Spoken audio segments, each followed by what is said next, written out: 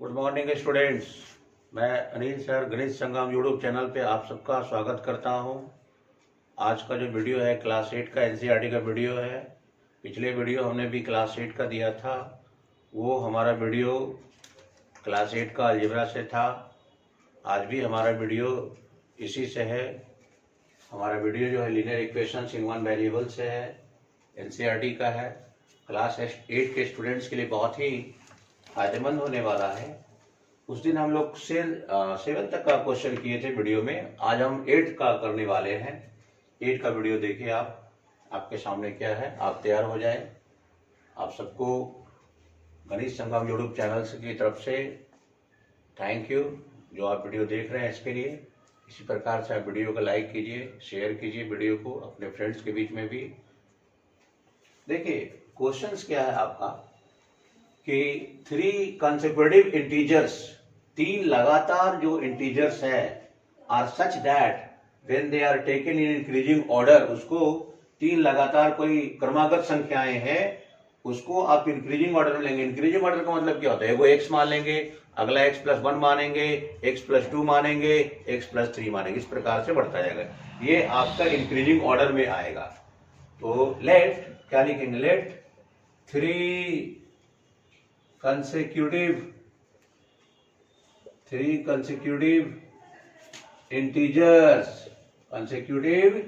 Integers भी क्या क्या मानेंगे आप, एक को x मानेंगे, अगला x+1 मानेंगे और अगला x+2 मानेंगे। और they are taken in increasing order and multiplied, प्रत्येक को मल्टीप्लाई कीजिए। देखो पहला को मल्टीप्लाई कीजिए 2 से तो 2x हो जाएगा, फिर ऐड करने के लिए कर रहा है। दूसरा को 3 से x+1, ध्यान से देखिए, प्लस अगला को 4 से करना है, x+2 ऐड करने के बाद कितना आएगा, सम इसका 74 आएगा। 2x प्लस 3 को मल्टीप्लाई दोनों से करेंगे तो कितना होगा, 3x होगा प्लस 3 होगा, प्लस देखिए ब्रैकेट के पहले रहता है, दोनों से मल्टीप्लाई करना होता है, 4x हो जाएगा प्लस 8 हो जाएगा, टोटल कितना 74 होगा। टोटल x वाले को ऐड कर दीजिए, 4x plus 3x 7x plus 2x 9x हो जाएगा, प्लस क्या होगा 8 और 3 कितना हो जाएगा 11 हो जाएगा, is equal to 74। Therefore 9x is equal to क्या होगा, 74 माइनस 11 63 हो जाएगा। तो x इज इक्वल टू कितना होगा, 63/9, 7 टाइम्स में। देखिए यहां पर इसके बाद x इज इक्वल टू कितना आ गया आपका, 7 आ गया। तो अगला नंबर क्या है, x+1 है तो क्या होगा, 7+1 8 हो जाएगा। x+2 में क्या हो जाएगा, 7+2 9। 3 नंबर कौन कौन हो गया, 7 8 9 हो गया, 3 नंबर आपका हो गया। अब ये तीनों नंबर जो है, अब आपको देखना होगा कि इसमें से मल्टीप्लाई भी तो था, 2x था ना, 2x था तो इसमें आप रख दीजिएगा, ये x ले आए आप। Find these numbers. तो हम लोग उसमें इसलिए नंबर नहीं रखे कि देखिए हम लोग नंबर मान के क्या चले थे, 3 नंबर माने थे, एक x है, अगला x+1 है, अगला x+2 है। तो जो x का वैल्यू लाए हैं उसको रखना है ना, यहाँ पर x का वैल्यू 7 हो गया, x+1 में 7+1 8, x+2 7+2 9, ये 3 नंबर है आपका। फिर से देखिए 3 कंसेक्यूटिव इंटीजर्स, 3 लगातार जो संख्याएं हैं, पहला x, अगला x+1, अगला x+2, तीनों संख्याओं में बारी बारी से मल्टीप्लाई करना है। पहला को 2 से, सेकंड को 3 से, थर्ड को 4 से, तीनों को ऐड कर देना तो 74 आएगा। ब्रैकेट के पहले मल्टीप्लाई करके x का वैल्यू निकाल दिए और तीनों नंबर में रख दिए आपका। देखिए बहुत ही एग्जैक्ट सॉल्यूशन हो गया। तो क्वेश्चन को आप ध्यान से देखेंगे, इसके बाद इसका सॉल्यूशन देखेंगे, पूरा परफेक्ट क्लियर हो जाएगा, आपको नोट कर ले। तो देखिए question number 9, the ages of Rahul and Harun. Question आपके सामने है। क्वेश्चन क्या कहता है, the ages of Rahul and Harun are in the ratio. दो राहुल और हरुण का एज का रेशियो 5:7 दिया हुआ। 4 years later यानी 4 वर्ष के बाद, the sum of their ages, इनके एज का जो सम होगा वो विल बी 56 years होगा। What are their present age, यानी आपको वर्तमान आयु निकालना है। तो at first let us suppose that, let the present age of किसका, राहुल का, present age of Rahul is equal to 5:7, इसको x में ले आइए, 5x हो जाएगा, and the present age of present age of किसका? हारून का, वो 7x है। अब याद रखिए 4 इयर्स लेटर दोनों का एज प्लस होगा। प्रेजेंट में एज जो भी हो 4 वर्ष के बाद दोनों का एज में प्लस होगा। देखिए 4 इयर्स लेटर किसका? राहुल का age. Rahul's age is equal to, अभी 5x है तो 5x प्लस 4 हो जाएगा। कितना होगा? 5x प्लस 4 इयर्स हो जाएगा। 5x plus 4। अब देखिए 4 इयर्स लेटर हारून का देखिए क्या होगा। हारून एज अभी कितना है? 7x है तो 7x प्लस 4 इयर्स हो जाएगा। अब जो एज आ गया इन दोनों का सम यानी दोनों का ऐड करके, therefore 5x plus 4 plus 7x plus 4 is equal to कितना? 56 इयर्स। ऐड कीजिए 12x plus 8 is equal to 56। 12x is equal to 56 minus 8, 12x is equal to 48।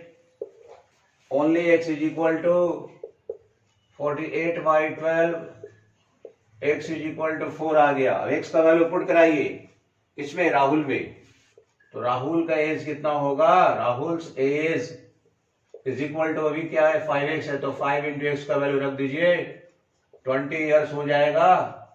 और हारून्स का इज इक्वल टू 7x है, 7 इंटू 4 28 ईयर। देखिए कितना simple solution है। Questions आपके सामने। तो देखिए दोनों का एज निकल गया ना, राहुल्स का और हारून्स का। क्वेश्चन जैसा था वैसा हमने सॉल्यूशंस कर दिया। राहुल और हारून के एज का रेशियो 5:7, तो प्रेजेंट एज एक 5x एक 7x, 4 वर्ष के बाद 5x प्लस 4 7x प्लस 4 दोनों का सम कर दिए 56। x का वैल्यू निकाल करके दोनों में रख दिए। This is the present age of Rahul and Haroon. I feel you understand the solution of these questions. So you have to read question carefully before solutions. And with the help of concept, you can solve this problem. This is the required answer of this question. Please write and continue. तो देखिए student, question दिया the number of boys and girls in A class. किसी class में लड़कों की संख्या और लड़कियों की संख्या का ratio 7:5। The number of boys कहता हम 8 ज्यादा नंबर ऑफ गर्ल्स है, तो टोटल स्ट्रेंथ क्या है? लेट क्या होगा? द नंबर रेशियो में इसको x में ले आई। Let the number of boys equal to कितना होगा? 7 है तो 7x हो जाएगा। Number of girls equal to कितना हो जाएगा? 5x हो जाएगा। तो देखिए नंबर ऑफ बॉयज 7x और नंबर ऑफ गर्ल्स 5x। क्या कहता है? नंबर ऑफ बॉयज कहता हम 8 more than number of girls, यानी 7x कहता है कि 5x से हम 8 ज्यादा है। x वाले के एक तरफ ले आइए, 7x minus 5x is 8, twice x is equal to 8, x is equal to 8 by 2 कितना होगा? 4। x का वैल्यू कितना आ गया? 4। अब रख दीजिए बॉयज में, बॉयज इज इक्वल टू कितना हो जाएगा? 7x है, 7 इंटू 4 कितना होगा? 28। अब गर्ल्स की कितना हो जाएगा? रेशियो जो दिया हुआ है 5x दिया हुआ है, 5 इंटू 4 कितना होगा? 20। देखिए simple, listen and do this. कितना है सिंपल सॉल्यूशन। तो देखिए स्टूडेंट, क्वेश्चन नंबर 11 आपके सामने। वैचंस के फादर कहते हैं 26 इयर्स यंगर है, छोटा है वैचंस के ग्रैंडफादर से, यानी ग्रैंडफादर 26 वर्ष ज्यादा है और 29 वर्ष ओल्डर है, उससे ज्यादा है वैचंस से, है ना। वैचंस से कितने वर्ष ज्यादा है? 29 वर्ष ज्यादा है, ओल्डर है। The sum of the ages of all the three, तीनों का जो एज है वो कितना है? 135 है।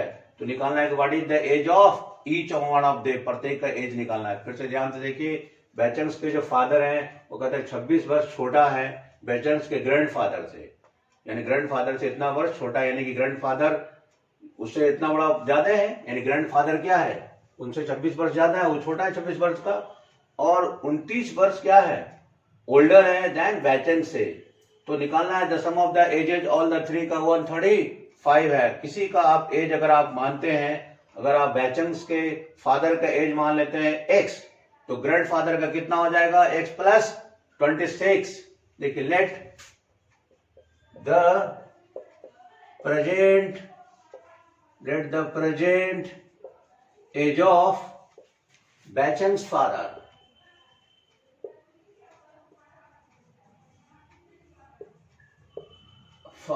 बैचेंग्स father is equal to X years, मान लीजिए फादर का एक्स, तो ग्रैंडफादर क्या हो जाएगा, ग्रैंडफादर तो ये बड़ा ही होंगे, तो ग्रैंडफादर्स एज, ग्रैंडफादर उससे दादाजी उनके बड़ा है, एक्स प्लस कितना है 26 ईयर्स हो गए। अब बैचेंग के फादर्स के एज, बैचेंग्स के फादर क्या कहते हैं, तीन चीज, यानी फादर कहते हैं कि हम 26 वर्ष का है छोटा ग्रैंडफादर से, तो ग्रैंडफादर 26 वर्ष ज्यादा है, फादर का एक्स है, और फिर बैचेंग से उनके फादर कहते हैं कि हम कितना ज्यादा है 29 ईयर्स ज्यादा है, तो बैचेंग छोटा है 29 ईयर्स, तीनों का एज सम कर दीजिए, x plus 26 plus x minus 29 is equal to total कितना एज है 135 हो जाएगा, 3x हो जाएगा, 26 माइनस 29 3 हो जाएगा बराबर 135, 3x is equal to 135 plus 3x is equal to 138, तो x इज इक्वल टू कितना हो जाएगा 138 बाई 3, काट दीजिए, 3 4 जा 3 6 जा, यानी x इज इक्वल टू 46, तो आप किसका किसका निकालिएगा, x प्लस 26 का निकालिए, ये किसका निकल गया, ध्यान से देखिए, ये निकल गया फादर्स का एज, फादर्स एज कितना आ गया 46 ईयर्स हो जाएगा, और बैचेंग का कितना हो जाएगा, बैचेंग्स एज कितना है, बैचेंग्स का एज कितना है, यहां पर बैचेंग्स का एज लिखा हुआ है यहां पर x माइनस 29, x का कितना लाए 46 minus 29,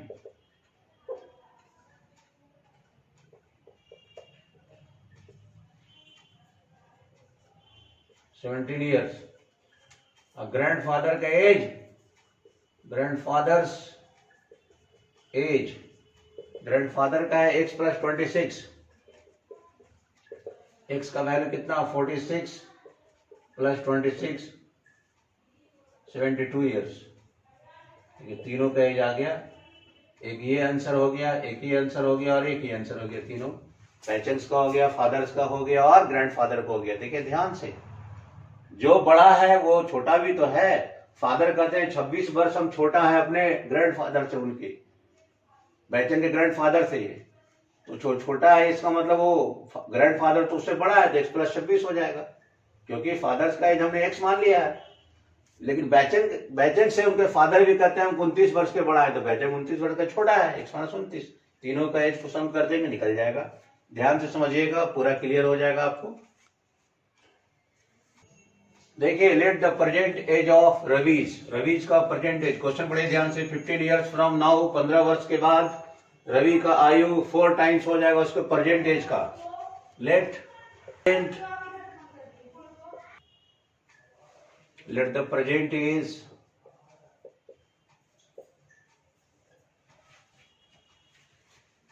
of Ravi is equal to x years, Ravi का प्रेजेंट एज x वर्ष मान लिए।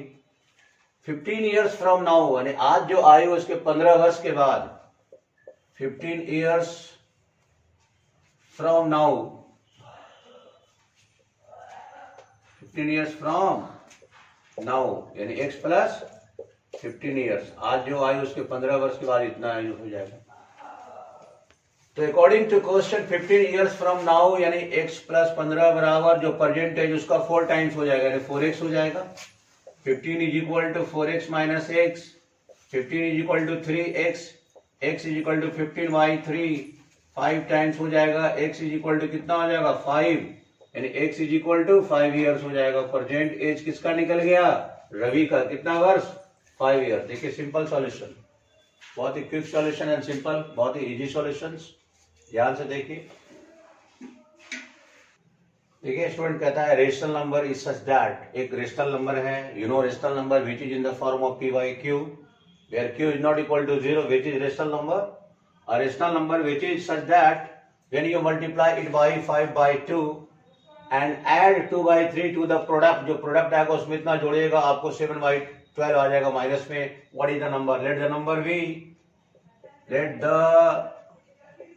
Number be x. आप पूछेगा एक्स रेशनल नंबर कैसे? एक्स के बटा में 1 छिपा हुआ है कि नहीं? तो रेशनल नंबर है, PYQ के फॉर्म में है. रेशनल नंबर हमने x मान लिया है. Such that when you multiplied by 5/2, इसको 5/2 से मल्टीप्लाई कीजिए, 5/2 से कर दीजिए, प्रोडक्ट हो गया. एंड जो प्रोडक्ट आया उसमें ऐड कर दीजिए 2/3, आपको रिजल्ट आएगा -7/12. Therefore 5x/2 is equal to -7/12. इधर आएगा ये प्लस वाला तो माइनस में हो जाएगा, 12 ले लेंगे, -7 हो जाएगा, -8 हो जाएगा. एलसीएम लेंगे ना, 12 से 12 हो जाएगा तो -7 माइनस जो करते हैं 3 से 12 4 टाइम्स है, 4 2 जाए 8. कितना होगा? 5x/2 is equal to -15/12. Cross कर दीजिए, क्या हो जाएगा? ऐसे नीचे नीचे भी कटता है, 2 6 जा हो जाएगा. क्या हो जाएगा? 5x into 6 is equal to -15. x is equal to -15/30. कितना आ जाएगा? x इज इक्वल टू -1/2 आ जाएगा. x इज इक्वल टू कितना आ गया? माइनस.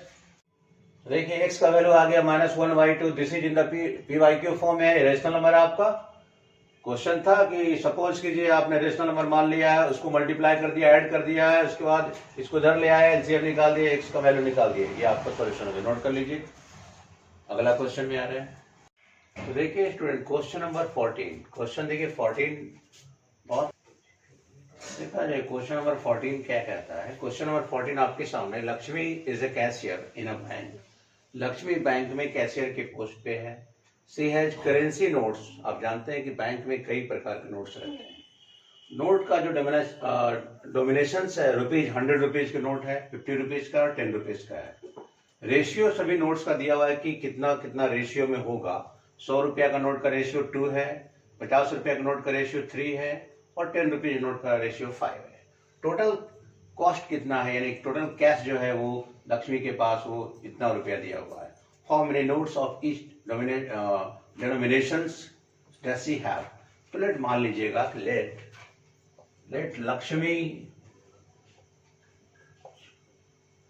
लक्ष्मी हैज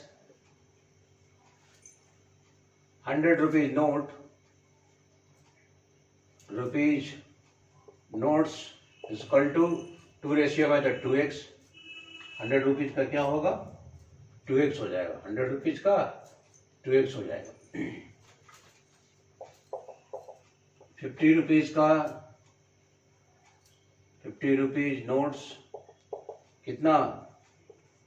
3x हो जाएगा. यानी ₹50 ऐसे कर सकते हैं.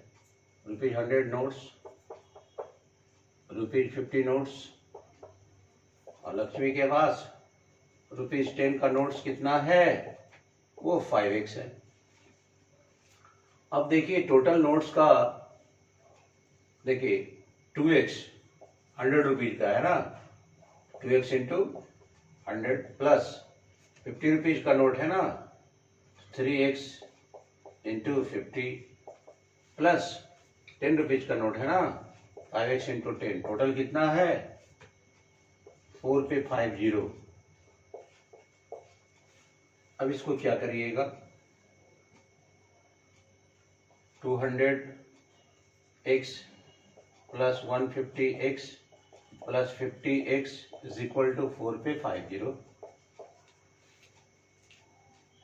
टोटल कितना हो जाएगा? 400x is equal to 0 0 cancel. 4x is equal to कितना? यहां देखिए 4x इज इक्वल टू हो जाएगा 4000.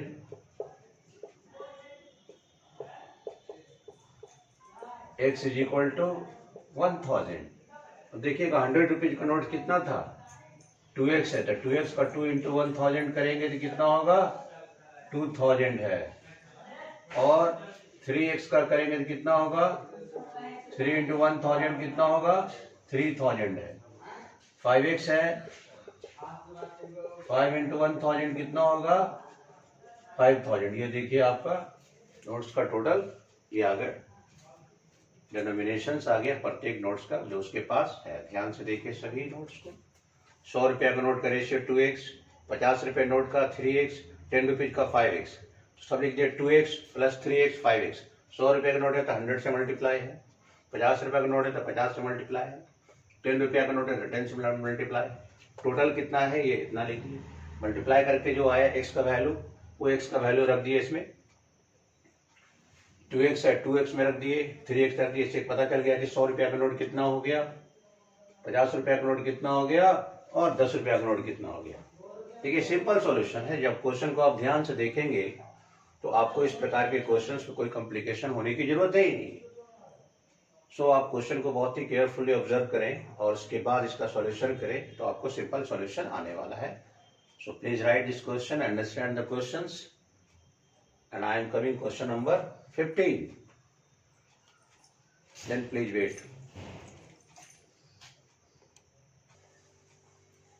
देखिए question number 15, I have a total of ₹300 in coins of denominations ₹1, ₹2 and ₹5।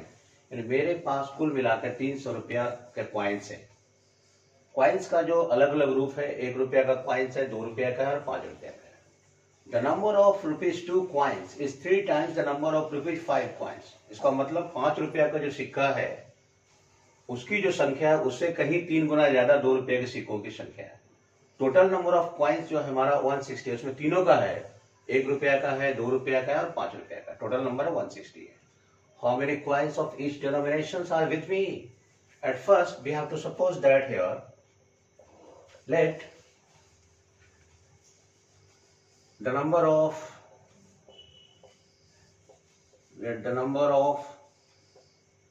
₹5 coins, 5 रुपए के क्वाइंस को हमने क्या मान लिया, x मान लिया। क्वेश्चन से ही सब रहता है, लिखा हुआ है ना, नंबर ऑफ ₹2 क्वाइंस 3 गुना है 5 रुपए के क्वाइंस का।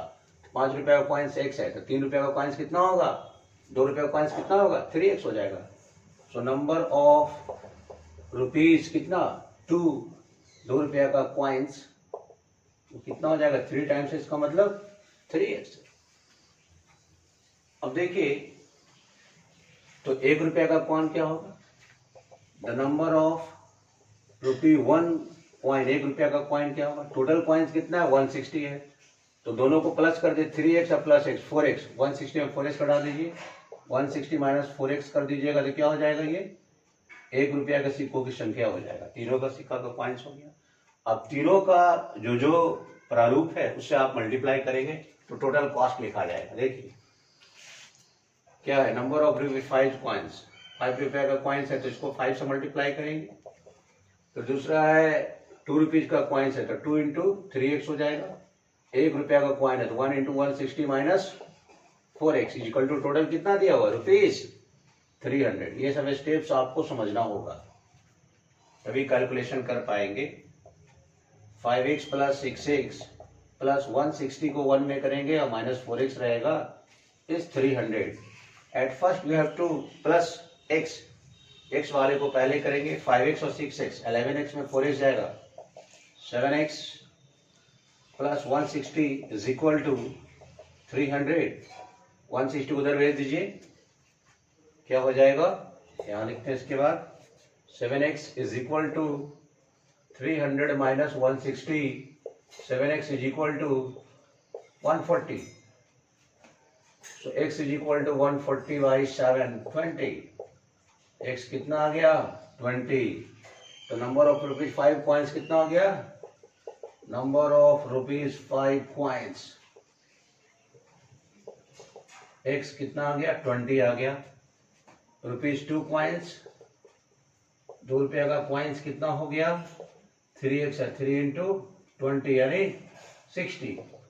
₹1 का कॉइन्स कितना हो गया, वो है कितना, 160 माइनस 4x, 160 माइनस 4 इंटू 20 यानी 80 हो गया। कितना हो गया, 80 हो गया। देखिए सब कॉइन्स, एक 20, एक 60 और एक 80। देखिए ध्यान से समझिए क्या है, हमारे पास टोटल 300 रुपया का कॉइन्स है, तीनों का अलग अलग डिनोमिनेशन है।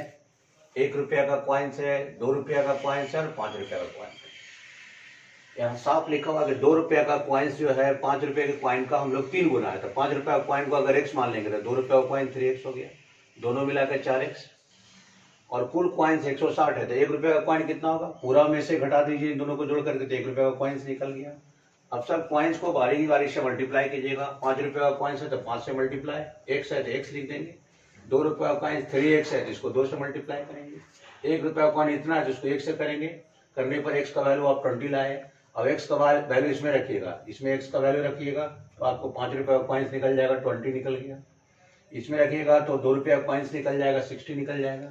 इसमें रखिएगा तो 1 रुपये का कॉइन निकल गया, 80 निकल गया। इस प्रकार से तीनों आंसर आपको आ गया।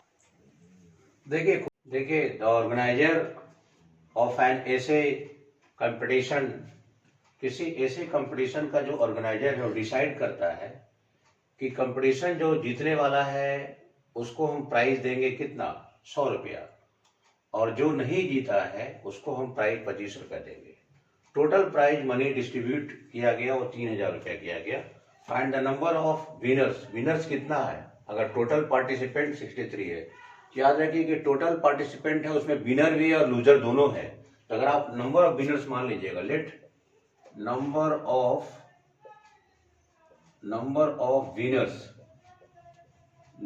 विनर्स इज इक्वल टू कितना मान लीजिए x, तो number of who doesn't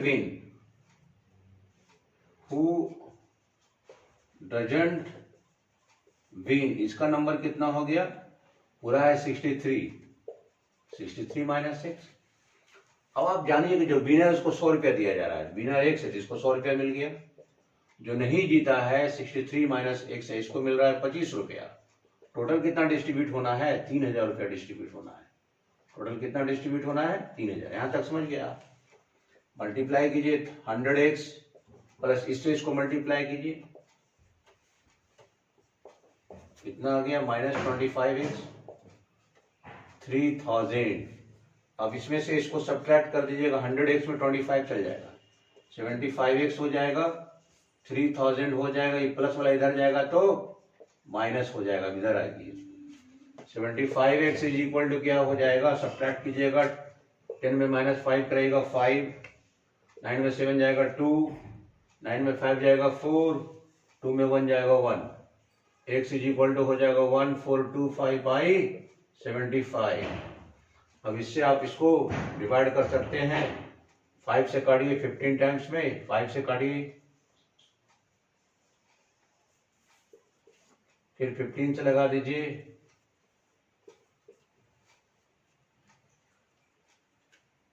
say इसको डिवाइड करके देख लीजिए, 285, 15, 19 टाइम्स में कट जाएगा, यानी 19 टाइम्स, यानी x इक्वल टू कितना हो गया, 19। तो क्या निकालना था, find the number of winners. Number of winners कितना आ गया, 19 हो गया।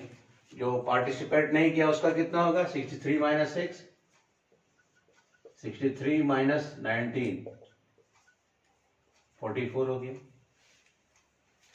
देख रही है ना, विनर्स कितना हो गया, 19, जो नहीं जीता वो 44, दोनों निकल गया। देखिए ध्यान से देखिएगा तो आपको पूरा कंसेप्ट क्लियर हो जाएगा। क्वेश्चंस हमने जो भी दिए हैं, ये जो लोग इसको देखते हैं उसको बहुत ही बेनिफिट होने वाला है इसको, क्योंकि इसमें हमने जो कलेक्शंस किए हैं ये सारे कंटिन्यू प्रोसेस लगाया, हमने कंसेप्ट के साथ लगाया है, स्लो प्रोसेस लगाया, आपको स्टेप बाय स्टेप कैलकुलेशन दिया है, जिसको आपको पढ़ने के बाद पूरा ये आपको कंसेप्ट क्लियर भी हो जाएगा, सॉल्यूशन भी आपको पूरा समझ में आ जाएगा। एनसीईआरटी एक्सरसाइज 2.2 क्लास 8 का वीडियो है ये। इसमें पूरा सेट आपको आ गया 1 से लेकर 16 तक। ये लैंग्वेज से रिलेटेड क्वेश्चन है, तो आप इसको ध्यान से नोट करेंगे और आपके सामने जब आप इस वीडियो को देखेंगे तो आपके सामने ऑप्शंस जो आएगा, उस ऑप्शंस को कृपया उसको आपको ऑप्शंस को बढ़ावा दें। इसके लिए जो सब्सक्राइब का आ रहा है उसमें आपको गणित संगम यूट्यूब चैनल जो है बाय अनिल सर, उसको आप सब्सक्राइब कीजिए और इसके सब्सक्राइब या लाइक करिए। आप इसको 2 ऑप्शंस आपके सामने आते हैं और भी ऑप्शंस आते हैं। तब तक के लिए आप सबको धन्यवाद। अगला वीडियो जब हम डालेंगे तो आपको इसका नोटिफिकेशन मिल जाएगा।